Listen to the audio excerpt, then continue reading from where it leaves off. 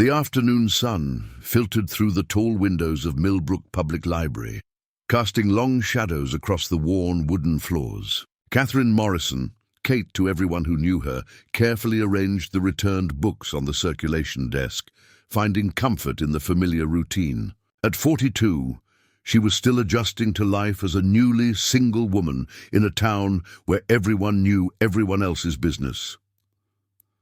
The peaceful quiet shattered when Margaret Sullivan burst through the front doors, her grey curls bouncing with excitement and her cheeks flushed from hurrying down Main Street. "Cate, honey, you're not going to believe what I just heard at the post office," Margaret announced, her voice echoing through the library despite her attempt at whispering.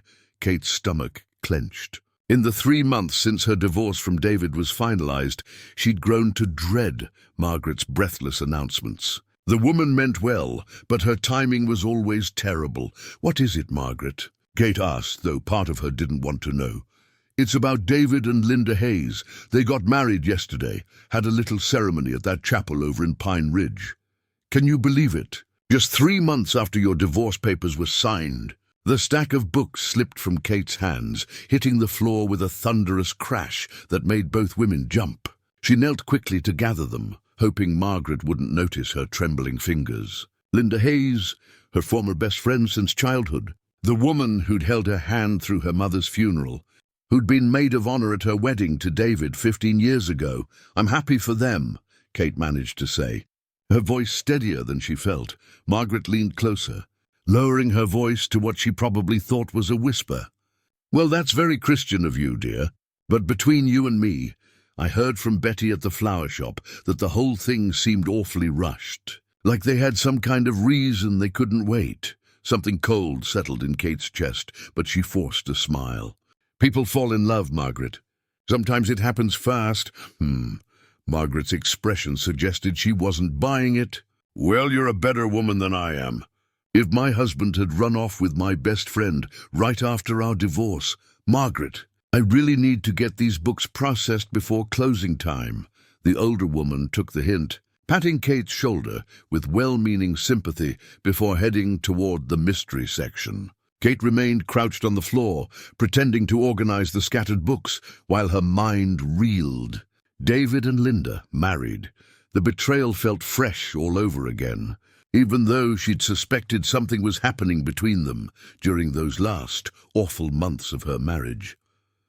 By 5:30, Cate had locked up the library and found herself walking the familiar streets of Millbrook without a clear destination. The town hadn't changed much since she was a child. The same brick buildings lined Main Street. The same oak trees provided shade over the sidewalks. And Henderson's diner still anchored the corner with its red and white checkered curtains. Almost without thinking, she pushed through the diner's door and slid into a corner booth, ordering coffee from Jenny, the waitress who'd been serving the same customers for 20 years. The bitter liquid warmed her throat, and for a moment she allowed herself to feel the weight of her loneliness. That's when the door chimed again, and her blood turned to ice.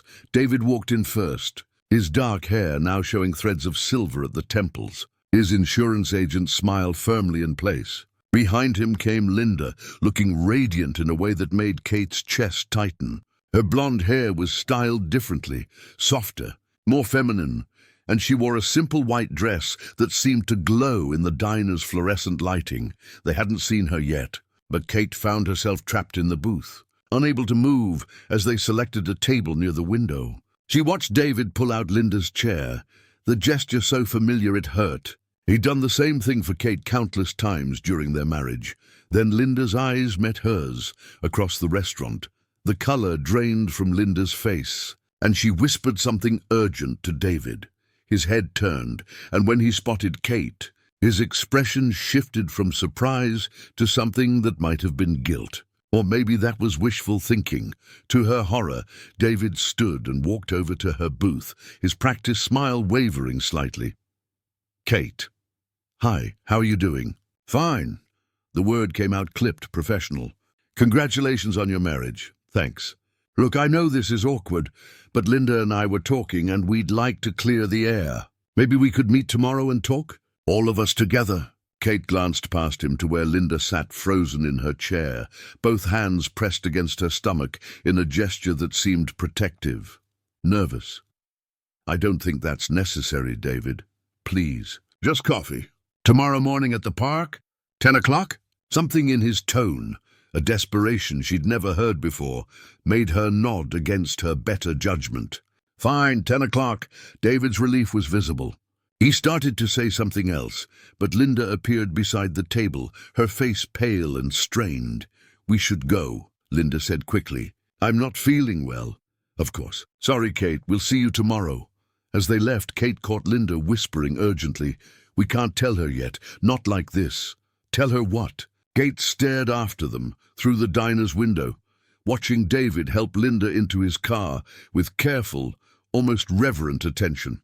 The protective way he touched her arm, the concerned look on his face, it reminded Cate of how he'd acted when she was pregnant with their son Michael all those years ago. Before the miscarriage, before everything started falling apart, the realization hit her like a physical blow. Linda was pregnant. The next morning dawned grey and humid, typical for Pennsylvania in late summer. Cate arrived at Millbrook Town Park a few minutes before 10, choosing a bench near the old gazebo where she'd played as a child. The familiar setting did nothing to calm her nerves. David and Linda appeared together, walking slowly across the grass. Linda wore a loose-fitting sundress, and now that Cate was looking for it, the signs were obvious, the subtle roundness to her face, the way she moved with careful deliberation, the protective hand that kept drifting to her midsection. They sat across from her on another bench, David taking the lead as usual. "First, I want to say that neither of us planned for this to happen," he began. "Linda and I reconnected at Mike Patterson's funeral back in May, and we just started talking. One thing led to another, and we realized we had feelings for each other." Cate said nothing, studying Linda's face. Her former friend looked miserable, unable to meet her eyes. "We want you to know that nothing happened while you and I were still married," David continued. "I would never—" "How pregnant are you?" Cate interrupted, her voice calm and steady. Linda's head snapped up, tears immediately filling her blue eyes. "Cate, How far along, Linda?" 5 months, Linda whispered. The math was simple and damning. 5 months ago, Cate and David were still married, still living in the same house, still pretending their marriage might be salvageable. 5 months ago, Linda had been coming to their house for Sunday dinners, bringing casseroles when Cate was working late, offering friendship and support. "I need to go," Linda said suddenly, standing up so quickly she swayed. She pressed a hand to her mouth, her face turning green. "I'm sorry, I can't." She hurried toward the parking lot, leaving David staring after her with concern. "Linda!" David called, but she was already at her car. He turned back to Cate, his composure cracking.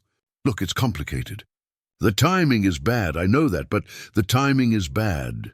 Cate stood up, amazed by her own calm. "David, she's 5 months pregnant. We weren't even divorced 4 months ago. It happened once. One night when you and I had that big fight about selling the house. Linda came over to check on me, and we both had too much to drink, and it just happened. We felt terrible about it, terrible enough to get married 3 months later." David ran his hands through his hair, a gesture she remembered from their worst arguments. "She's pregnant, Cate. I'm doing the right thing. The right thing. Not love, not an irresistible passion, not even an apology. Just duty to the woman carrying his child, while his wife of 15 years was discarded like an outdated insurance policy. "I hope you'll both be very happy," Cate said, walking away before he could respond. But as she crossed the park, she could hear him calling her name, his voice carrying a note of panic that seemed entirely out of proportion to their conversation. 3 days later, Cate was trying to lose herself in the mundane task of organizing the library's upcoming book sale when the whispers started. The Millbrook Community Center was hosting its annual fundraiser for the volunteer fire department, and as one of the event organizers, Cate couldn't avoid attending. She'd chosen her outfit carefully, a simple navy dress that made her feel professional and put together. But the moment she walked into the decorated gymnasium, she could feel the weight of curious stares and hushed conversations. "There she is," she heard someone murmur. "Poor thing." Did you hear about David and that Linda Hayes? Cate kept her smile in place and made her way to the registration table, where she was supposed to help check people in for the dinner and silent auction. But every few minutes, someone would approach with a comment designed to sound sympathetic while actually fishing for gossip. "You're handling this so well, dear. I don't know how you do it. If it were me, I'd have scratched her eyes out by now." Men, they're all the same, aren't they? The worst came from Mrs. Eleanor Patterson, the town's unofficial keeper of moral standards, and David's elderly next-door neighbor, Catherine. "Honey," Mrs. Patterson said, settling her considerable bulk against the registration table, "I just want you to know that Harold and I think what David did is shameful. Shameful. Running around with that woman while he was still married to you. Mrs. Patterson, I appreciate your concern, but we all know what was going on. The whole neighborhood could see her car in your driveway at all hours, and not just for innocent visits, if you know what I mean." The old woman leaned closer, her voice dropping to a stage whisper. "We've been counting months, dear. That baby she's carrying. It's no honeymoon baby, I can tell you that." Cate's face burned with humiliation, but she kept her voice level. "I really don't think we should be speculating about—" "Speculating?" Mrs. Patterson huffed. "Honey, there's no speculation about it. That child was conceived while David was still your husband, and everyone in town knows it. The question is what you're going to do about it." Before Cate could respond, Mrs. Patterson moved on to her next victim, leaving Cate standing frozen behind the table. Around her, the fundraiser continued, people laughing, bidding on auction items, enjoying their Friday night out. But she felt exposed, like everyone was watching her, waiting to see how the abandoned wife would handle her public humiliation. She was gathering her composure when a familiar voice spoke behind her. "Mrs. Morrison, could I have a word with you?" Cate turned to find Judge Harrison standing behind her, his expression serious. Thomas Harrison had handled her divorce proceedings, and seeing him here made her stomach clench with anxiety. "Of course, Judge Harrison." He guided her away from the crowd, toward a quiet corner near the basketball hoops. In his 70s, with silver hair and kind eyes behind wire-rimmed glasses, Judge Harrison had always struck her as fair and compassionate. But tonight he looked troubled. "I hope you don't mind me approaching you like this," he said quietly. "But something's been bothering me since your divorce proceedings, and after hearing about David's remarriage, I think you should know." "What is it?" Judge Harrison glanced around to make sure they weren't being overheard. "There were some irregularities in your divorce paperwork, financial discrepancies that didn't make sense at the time, but I let them go because both parties seemed eager to settle quickly." Cate's pulse quickened. "What kind of irregularities?" "Property transfers, mostly. That rental house you and David owned together on Elm Street?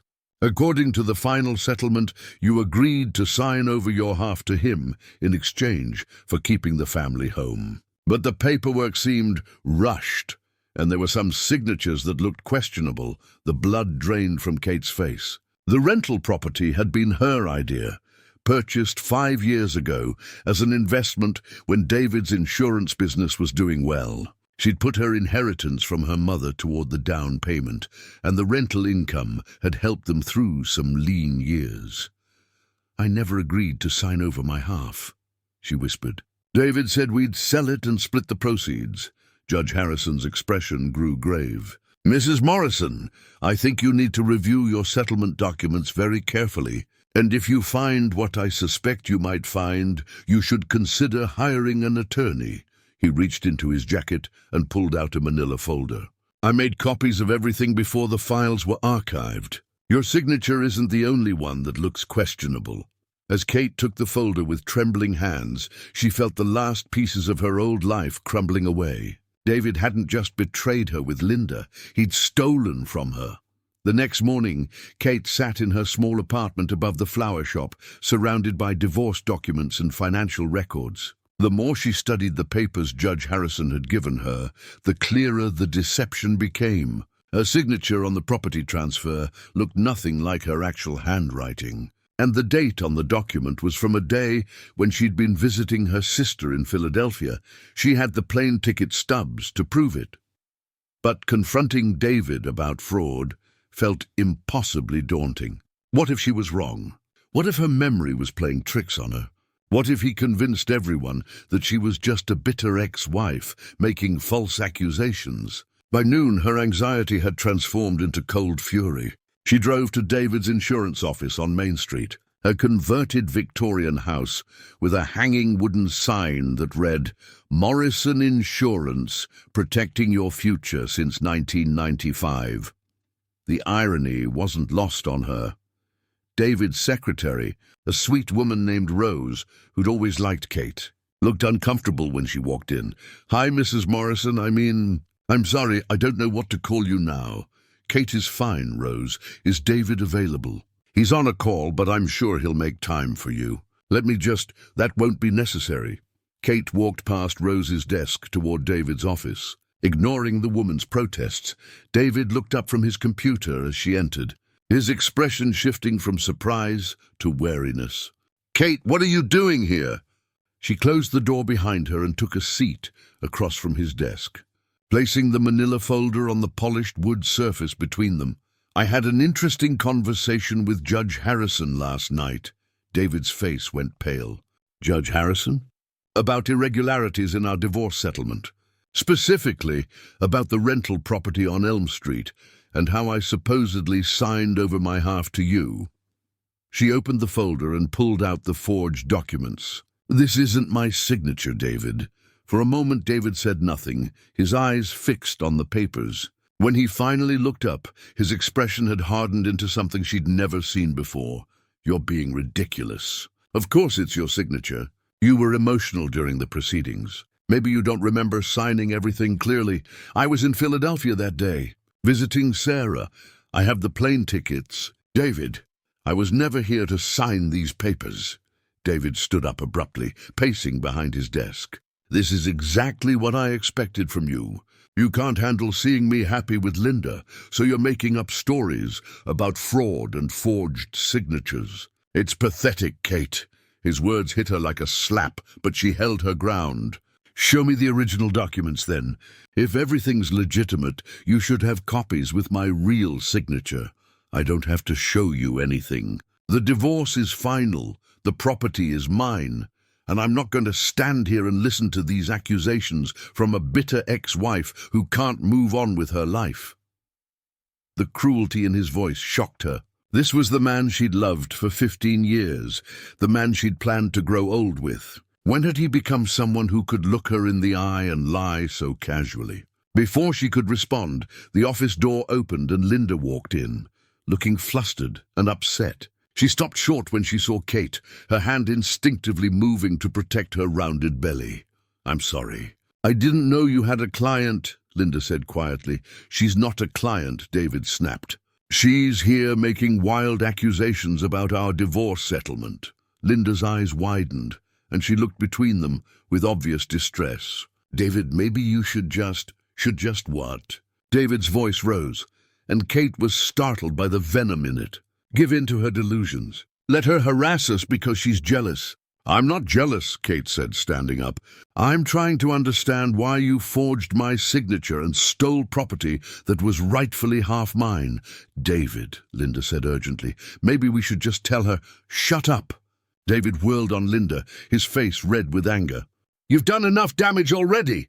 Just keep your mouth shut for once." The silence that followed was deafening. Linda stared at David with shocked hurt, tears starting to flow down her cheeks. Cate felt a stab of unexpected sympathy for her former friend.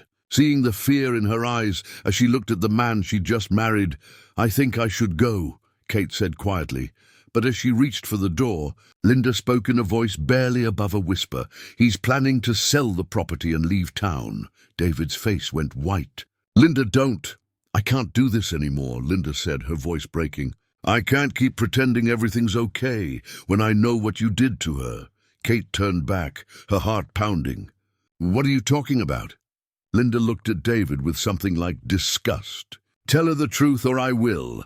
The standoff lasted only seconds before David's composure cracked entirely. "Fine, you want the truth? Yes, I forged her signature. Yes, I took the property. But I had a right to it.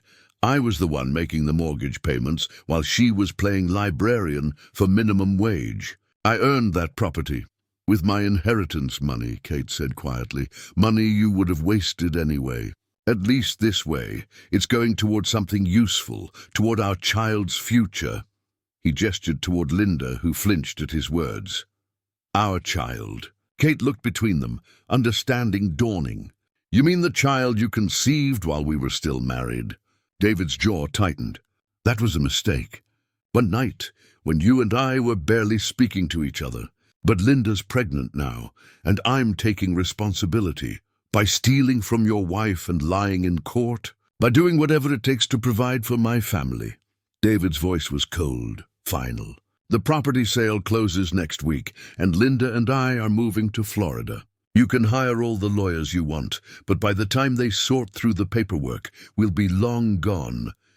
The casual admission of his plans to flee with stolen property should have shocked her, but Cate found herself oddly calm. The David she'd loved had never really existed. She could see that now. This man, capable of fraud and cruelty and abandoning responsibility, had always been there beneath the surface. I think we're done here, she said.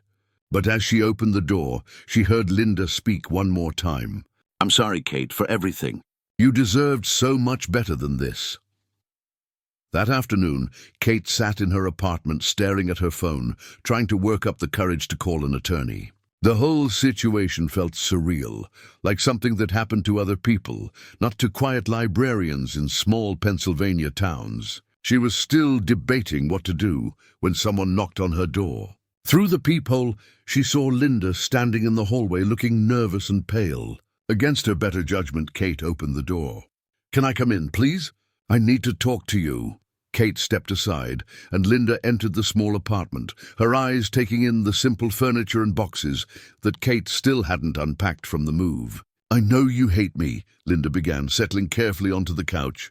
And you have every right to. But I can't live with this anymore. Linda, you don't owe me anything. Yes, I do. Linda's voice was firm. I owe you the truth. For the next hour, Linda told her everything. How she and David had been having an affair for months before the divorce, meeting at the rental property while Cate was working late at the library. How David had convinced her that his marriage was already over, that he and Cate were just staying together out of habit. He made it sound so reasonable, Linda said, tears streaming down her face. He said you both wanted the divorce, but were too comfortable to make the first move. He said he was doing you a favor by being the one to file. And you believed him? I wanted to. I've been in love with David since high school, before you two started dating. When he paid attention to me after Mike Patterson's funeral, it felt like a dream come true. Linda wiped her eyes with a tissue. I was stupid and selfish, and I convinced myself that what we were doing wasn't really wrong, because your marriage was ending anyway. Cate felt a familiar ache in her chest. Not for David, but for the friendship she and Linda had shared since childhood. When did you realize he'd lied to you? Our wedding night. Linda's voice was bitter. He'd been drinking, celebrating, and he started bragging about how clever he'd been. How he'd managed to get the rental property without you knowing. How he'd forged your signature so smoothly that even the judge hadn't noticed. He told you about the forgery? Linda nodded miserably. He said it was his insurance policy. His way of making sure he had enough money to start over in Florida. He'd already contacted a real estate agent down there, already put a deposit on a house. Everything was planned. The betrayal was stunning in its scope. David hadn't just cheated. He'd orchestrated an elaborate deception designed to leave her with nothing while he started a new life with her best friend and their child. Why are you telling me this now? Cate asked. Because I can't be part of it anymore. I thought I loved him, but the man I'm married to isn't the David I fell in love with. He's someone else, someone cruel and calculating and completely selfish. Linda's hand moved to her belly. I'm scared of him, Cate. I'm scared of what kind of father he'll be to this baby. What are you going to do? I'm filing for annulment. My cousin's a lawyer in Pittsburgh. She says the marriage can be dissolved because it was based on fraud and deception. But first, I want to help you get back what he stole from you." Linda reached into her purse and pulled out a manila envelope. "I copied everything from his files, the real estate documents, the bank records, correspondence with the agent in Florida. Everything you'll need to prove what he did." Cate took the envelope with shaking hands.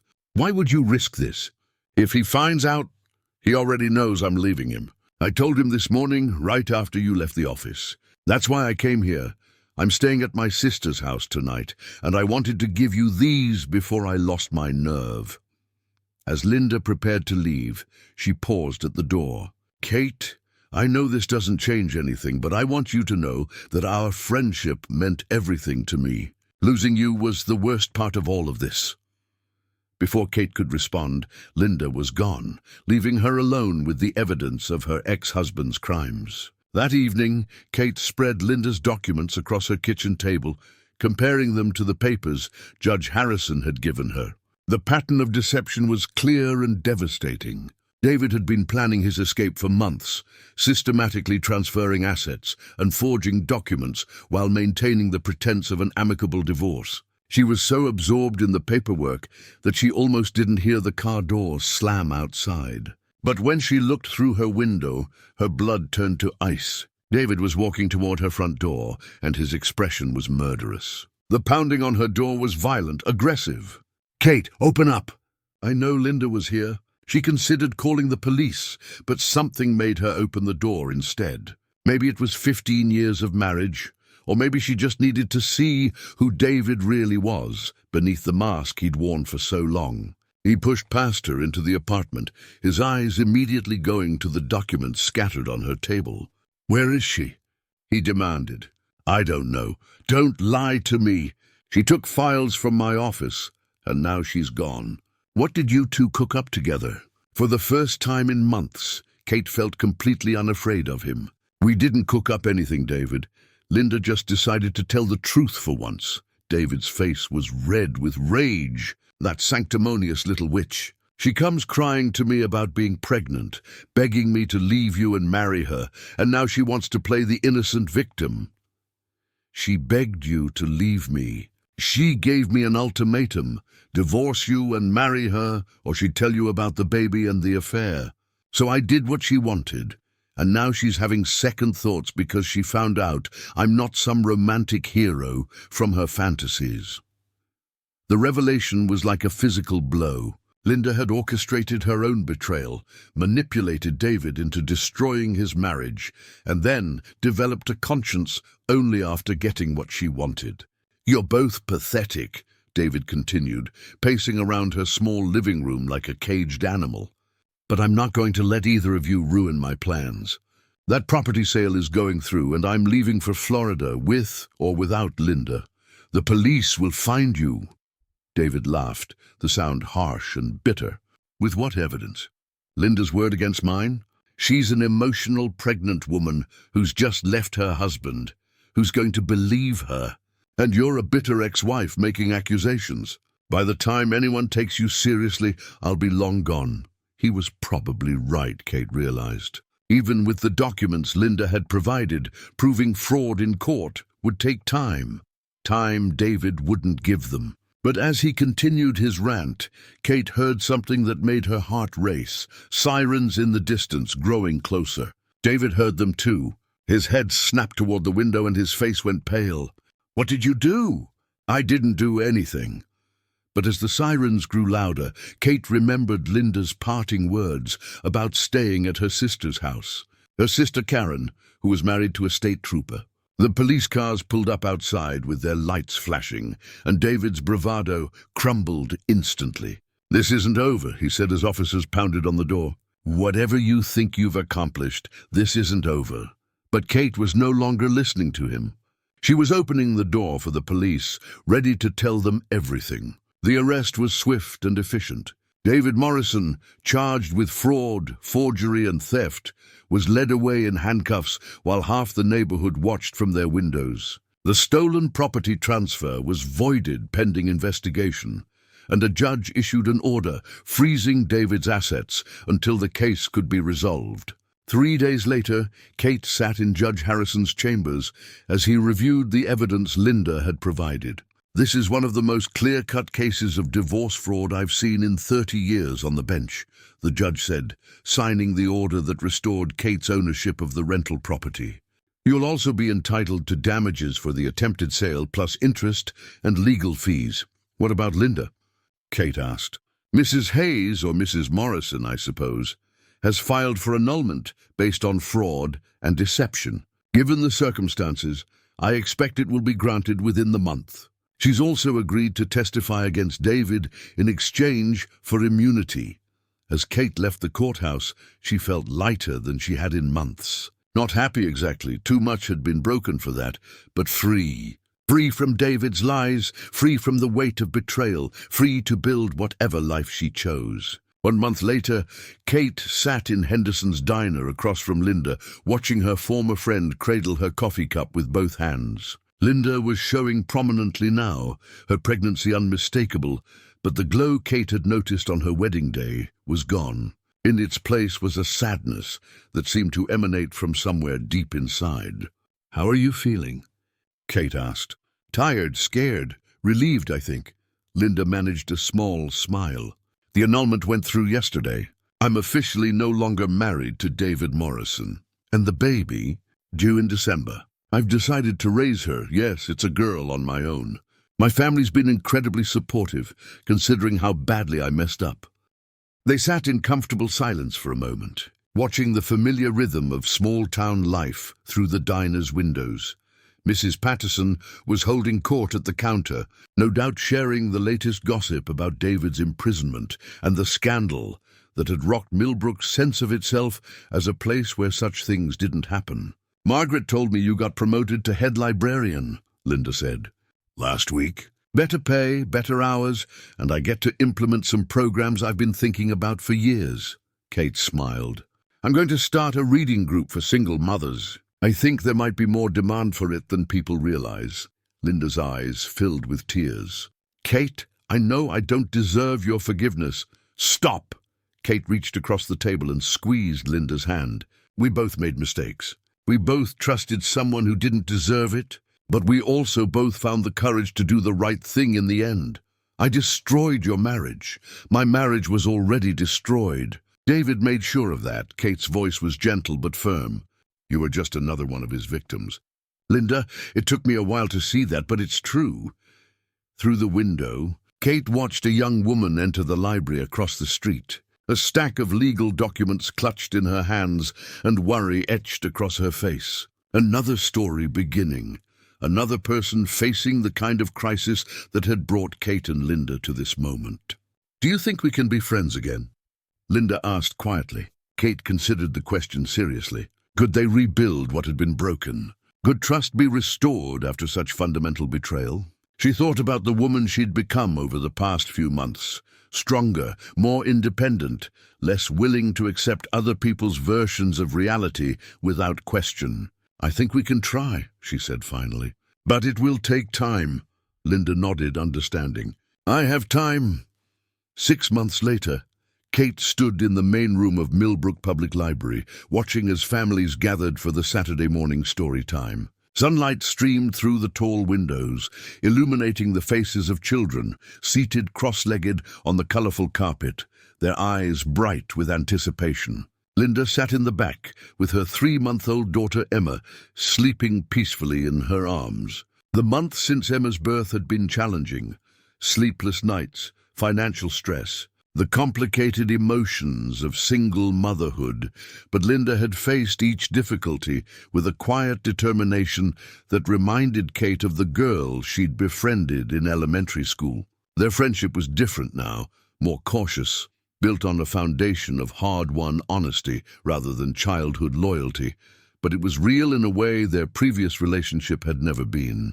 They knew each other's capacity for both weakness and strength, and they chose to love each other anyway. "Good morning, everyone," Cate called out, settling into the storyteller's chair with a worn copy of her favorite book. "Today we're going to read a story about 2 friends who learned something very important about truth." She opened the book and began to read. her voice carrying across the quiet library.